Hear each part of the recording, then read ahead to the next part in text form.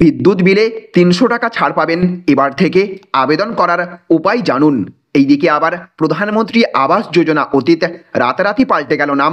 মুখ্যমন্ত্রীর এক ঘোষণায় তোলপাড়। মুখ্যমন্ত্রীর এখনই পদত্যাগ করা উচিত, মন্তব্য শুভেন্দুর। আরজিকর সাজানো ঘটনা, মমতাই সঠিক ব্যক্তিত্ব, বাংলায় ৬ কেন্দ্রে জয়ের পর বিস্ফোরক টিএমসি নেতা। বিশাল আওয়াজ, লাইন থেকে ছিটকে গেল একাধিক বগি, ফের রেল দুর্ঘটনা বাংলায়।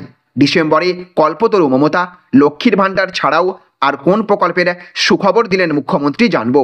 এই মুহূর্তে গোটা রাজ্য জুড়ে রয়েছে আরও একের পর এক বিরাট চাঞ্চল্যকর খবর। সঙ্গে সঙ্গে আজ ফের প্রধানমন্ত্রী নরেন্দ্র মোদী, একই সাথে রাজ্যের মুখ্যমন্ত্রী মমতা বন্দ্যোপাধ্যায়ের তরফ থেকে গোটা দেশবাসী এবং রাজ্যবাসীর জন্য নতুন করে ঘোষণা করা হয়েছে 20টি বিরাট বড়সড় আপডেট, যা কিনা প্রত্যেক নাগরিকের ওপর ব্যাপকভাবে প্রভাব পড়তে চলেছে। প্রত্যেকটি খবরের দিকে বিস্তারিতভাবে নজর রাখবো। প্রথমেই দেখে নেব আজকের গুরুত্বপূর্ণ আরও বেশ কয়েকটি শিরোনাম, হেডলাইন্সগুলি। আর তার আগে আপনি কোন জায়গা থেকে এই ভিডিওটি দেখছেন অবশ্যই কমেন্ট বক্সে লিখে জানিয়ে দেবেন। তো দেখুন, আজকের হেডলাইন্সগুলিতে বলা হচ্ছে 25শে নভেম্বর থেকে শুরু টানা বৃষ্টি, সতর্কতা জানালো হাওয়া অফিস। সরকারকে প্রশ্ন করলেই সরকার উলঙ্গ হয়ে যাবে, বক্তব্য রাখতে না দেওয়াই বিস্ফোরক সজল ঘোষ। বিশাল আওয়াজ, লাইন থেকে ছিটকে গেল একাধিক বগি, ফের রেল দুর্ঘটনা বাংলায়। ডিসেম্বরে কল্পতরু মমতা, লক্ষ্মীর ভাণ্ডার ছাড়াও আর কোন প্রকল্পের সুখবর দিলেন মুখ্যমন্ত্রী জানবো। সমস্ত বাধা পেরিয়ে রংপুরে লক্ষ হিন্দুর সমাবেশ, সীমান্তের এপার থেকে কুর্নিশ শুভেন্দুর। বাম আমলে দুর্নীতি হয়নি এটা বলবো না, কুণালের অভিযোগ প্রসঙ্গে কান্তির কি স্বীকারোক্তি জানবো। ভাড়া নেওয়া হতো ব্যাংক অ্যাকাউন্ট, কমিশন পেত এজেন্টরা, ট্যাব কাণ্ডে নয়া তথ্য।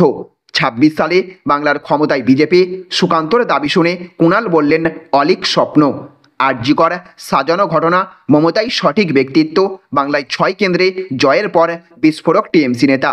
তিক্ততা অতীত, মিষ্টি সহ মুখ্যমন্ত্রীকে চিঠি রাজ্যপালের, পাল্টা উপহার পাঠালেন মমতাও। ভিন রাজ্যে আলু না গেলে বীজ কেনা যাবে না, মমতার নির্দেশে অসন্তুষ্ট ব্যবসায়ীদের একাংশ।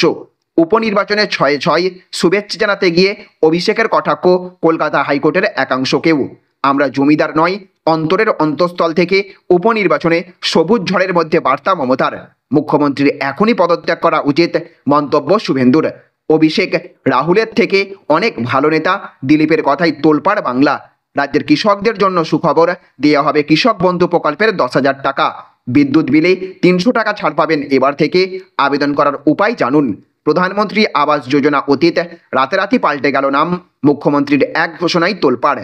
তো চলুন এবারে আমরা আজকের বাছাই করা বেশ কয়েকটি অতি গুরুত্বপূর্ণ খবর নিয়ে বিস্তারিতভাবে আলোচনা করে নেব। আর তার আগে আপনাদের কাছে করব একটা ছোট্ট রিকোয়েস্ট, আপনি যদি আমাদের চ্যানেলে নতুন হয়ে থাকেন তাহলে আমাদের চ্যানেলে সাবস্ক্রাইব করার সঙ্গে সঙ্গে পাশের বেল আইকনটিকে বাজিয়ে রাখবেন। আর আপনি যদি এই ভিডিওটি ফেসবুক থেকে দেখে থাকেন তাহলে অবশ্যই এই পেজটিকে ফলো করবেন এবং এই ভিডিওটিতে এক্ষুনি একটা লাইক করে দেবেন। জনস্বার্থে ভিডিওটিকে প্রচুর পরিমাণে শেয়ার করবেন। তো দেখুন, আজকের প্রথম খবর, বিদ্যুৎ বিলে 300 টাকা ছাড় পাবেন, এবার থেকে আবেদন করার উপায় জানুন। তো হাসির আলো প্রকল্পে বিদ্যুৎ বিল 300 টাকা ছাড় পেতে চলেছেন অনেকেই। দিন দিন যেইভাবে মূল্যবৃদ্ধির কারণের জন্য সকল জিনিসের দাম বৃদ্ধি পাচ্ছে, সেই জায়গায় দাঁড়িয়ে বিদ্যুতের বিলের জন্যও মানুষদের খরচ বেড়েই চলেছে। আর এইবারে কিছুটা হলেও এই খরচ কমতে চলেছে বলেই মনে করা হচ্ছে। রাজ্য সরকার রাজ্যের জনসাধারণের জন্য একাধিক প্রকল্পের সূচনা করেছেন, যার মাধ্যমে রাজ্যের জনসাধারণ অনেকটাই আর্থিকগতভাবে সহায়তা পাচ্ছেন। রাজ্য সরকার এই বিদ্যুতের বিল মুকুব করার জন্যই সিদ্ধান্ত গ্রহণ করেছেন, যার মাধ্যমে সাধারণ মানুষ অনেকটাই আর্থিকভাবে উপকৃত হবেন। কিভাবে এই সুবিধা পাবেন আসুন দেখে নেওয়া যাক। রাজ্যের সকল মানুষ যদি বিদ্যুতের আলোয় আলোকিত হতে পারে, তার জন্যই এই উদ্যোগ গ্রহণ করেছেন রাজ্য সরকার। হাসির আলো স্কিম 2024-এর মাধ্যমে আপনি 75 ইউনিট পর্যন্ত বিদ্যুৎ পেয়ে যাবেন সম্পূর্ণ বিনামূল্যে।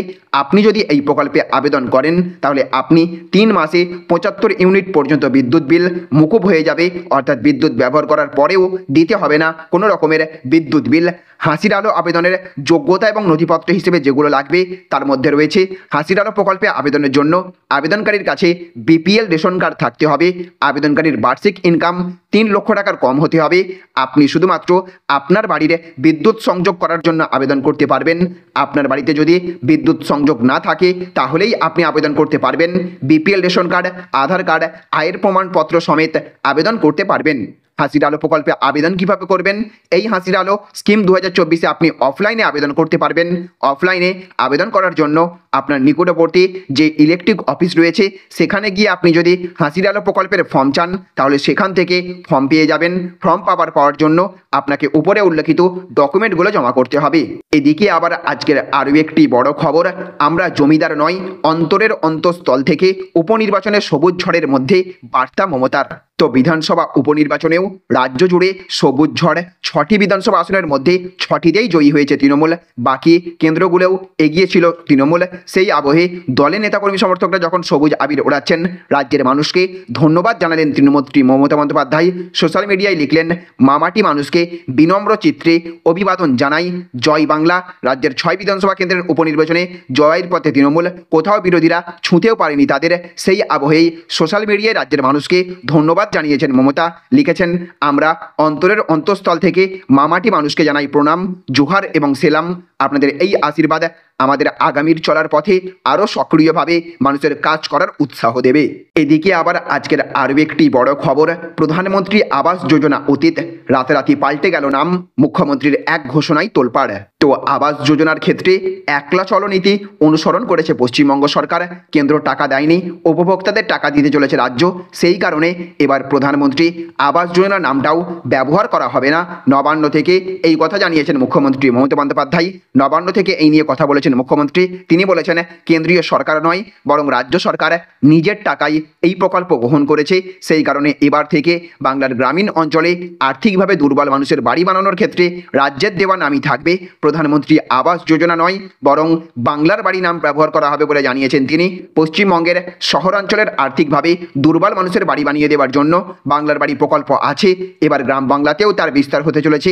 কেন্দ্রীয় সরকারের তরফ থেকে টাকা দেওয়া হচ্ছে না, রাজ্য সরকার টাকা দিচ্ছে। সেই কারণে রাজ্যের দেওয়া নামই থাকবে বলে জানিয়েছেন মুখ্যমন্ত্রী।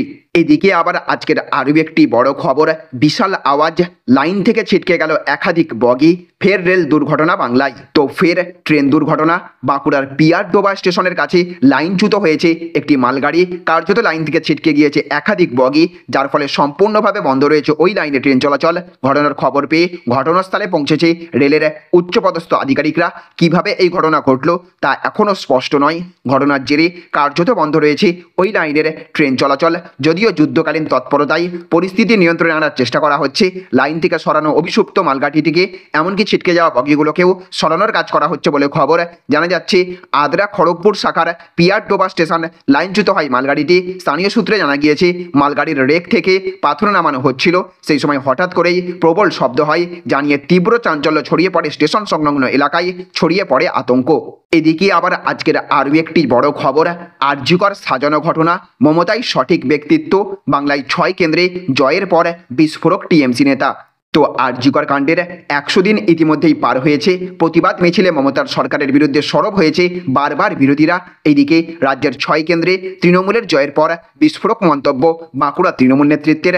এই দিন বাঁকুড়ার শাসক নেতা বলেছেন, আরজিকর সাজানো ঘটনা, মমতাই সঠিক ব্যক্তিত্ব। শাসক নেতার দাবি, ঐতিহাসিক জয়। মমতা বন্দ্যোপাধ্যায়ের প্রতি পশ্চিমবঙ্গের মানুষের যে অগাধ আস্থা, অগাধ বিশ্বাস, সেই আস্থা এবং বিশ্বাসের জয়। আরজিকরকে কেন্দ্র করে যেভাবে সারা বাংলায়, পশ্চিম বাংলায় সিপিএম এবং বিজেপি পশ্চিম বাংলাকে ভারতবর্ষের বুকে কালিমালিপ্ত করতে চেয়েছিল এবং মমতা বন্দ্যোপাধ্যায়কে কালিমালিপ্ত করতে চেয়েছিল, তার বিরুদ্ধে একটা ঐতিহাসিক মতদান পশ্চিম বাংলার মানুষের তারা বুঝিয়ে দিয়েছে। আরজিকর সাজানো ঘটনা, মমতা বন্দ্যোপাধ্যায় সঠিক ব্যক্তিত্ব। তো দেখুন আজকের আরও একটি বড় খবর, অভিষেক রাহুলের থেকে অনেক ভালো নেতা, দিলীপের কথায় তোলপাড় বাংলা। তো একসময় বঙ্গ রাজনীতিতে অভিষেক বন্দ্যোপাধ্যায়ের সাথে বিজেপির প্রাক্তন রাজ্য সভাপতি দিলীপ ঘোষের বাগযুদ্ধ উঠে আসতো চর্চায়। এবার সেই দিলীপ ঘোষের মুখে শোনা গেল উল্টো সুর।